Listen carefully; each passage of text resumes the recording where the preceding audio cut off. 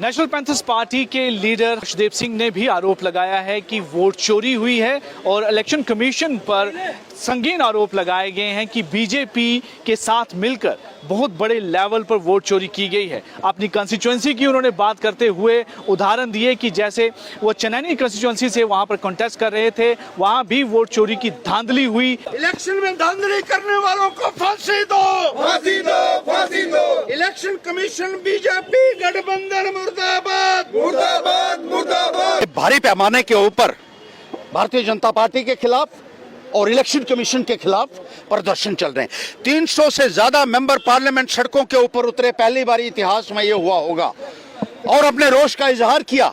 मुल्क के अंदर जो बुद्धिजीवी हैं वो बार बार ये कह रहे हैं कि इलेक्शन में धांधलियां हो रही हैं, वोटों की चोरी की जा रही है और जनता का जो मैंडेट है उसको सबवर्ट किया जा रहा है। जो एक बहुत बड़ा डाका है, एक डकैती है जो भारतीय जनता पार्टी ने की है इलेक्शन कमीशन के साथ मिलकर, और जिसको कोई भी पढ़ा लिखा आदमी, कोई भी जो मैच्योर्ड और एजुकेटेड सिटीजन है कंट्री का, वो बर्दाश्त कभी नहीं करेगा। जिस तरीके से ये किया जा रहा है, नकली वोटर बनाकर, असली वोटर्स को काटकर, मशीनों में गड़बड़ी करके और दूसरी करप्ट प्रैक्टिसेस, फ्रॉडुलेंट प्रैक्टिसेस से इलेक्शन को जीता जा रहा है।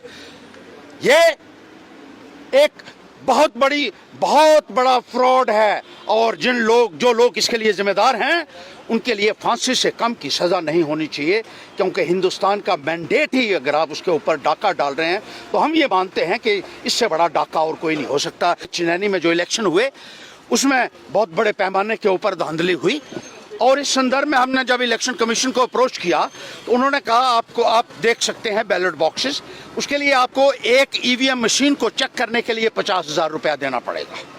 तो 300 के करीब तो ईवीएम है हमारे उधर जो इस्तेमाल हुई हैं, तो हमने 1.5 लाख रुपया ही हमसे इकट्ठा हुआ। हमने कहा 3 ही पोलिंग स्टेशन की जो है मशीन्स हैं उनको हम चेक कर लेते हैं।